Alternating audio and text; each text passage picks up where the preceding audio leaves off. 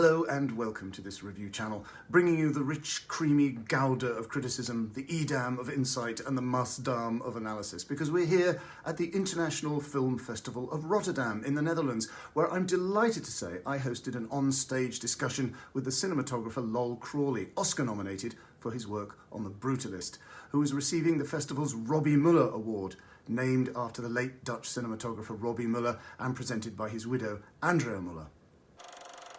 But here is where I also saw a new film from a veteran indie talent, that uniquely valuable British writer and independent filmmaker Chris Pettit, creator of downbeat classics like Radio On from 1979 and An Unsuitable Job for a Woman from 1982. This film, D is for Distance, would appear to be his first feature credit for 15 years, but he and co-director, editor and partner Emma Matthews have emerged in Rotterdam with a deeply personal movie, painful, complex, challenging and engaging. All machines are standing still. Listen like mine.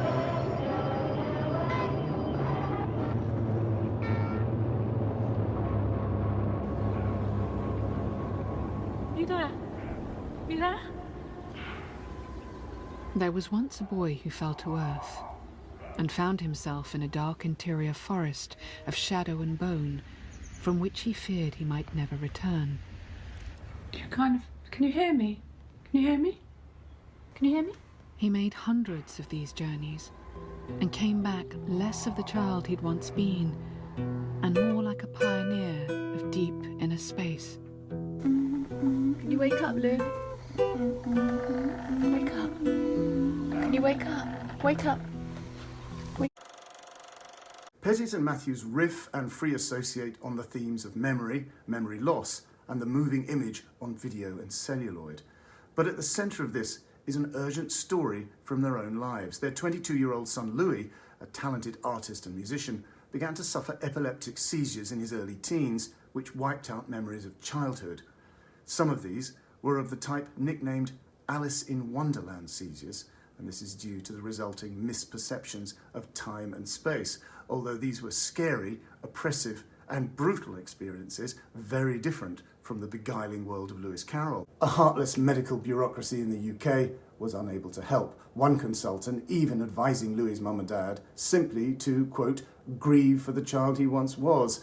But medical cannabis of the sort the NHS refuses to provide, and which they now source in Europe with the help of an EU-Irish passport, courtesy of Irish forebears, means that his seizures have now stopped, although paying for it is still a constant worry. Using a third-person voiceover narrative read by Jodie May and home videos taken by Louis' parents showing the upsetting reality of his seizures, as well as clips from early cinema, Pettit and Matthews try to negotiate a creative way through this agony and to relate Louis' own courageous engagement with his incomplete personal history to their own ongoing projects, to make Louis' story part of their own psychogeography. Pettit appears to be working on a possible film connecting the occult worlds of US author William Burroughs and post-war CIA chief James Jesus Angleton, and now connecting Louis with them. Burroughs brooded on the concept of a pre-recorded universe, a master tape of reality somewhere beyond our immediate perception, of which our actual experiences are fragmented and realigned versions, and this might indeed relate to Louis' experience.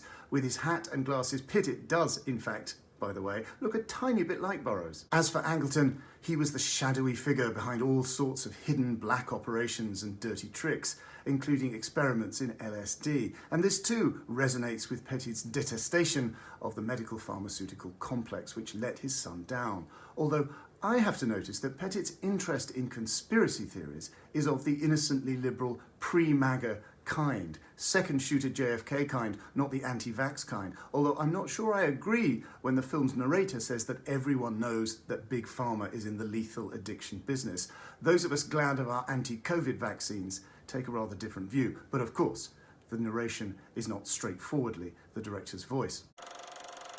The film shows us Chris and Louis going on trips together to Finland and the frozen north, ostensibly to scout locations, but perhaps also, or in fact mainly or solely, as a bonding exercise, part of the ongoing reconnection. It's a tender and emotional family portrait.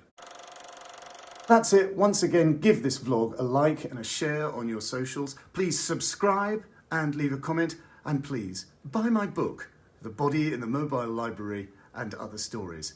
Details are given below. See you back in London next week.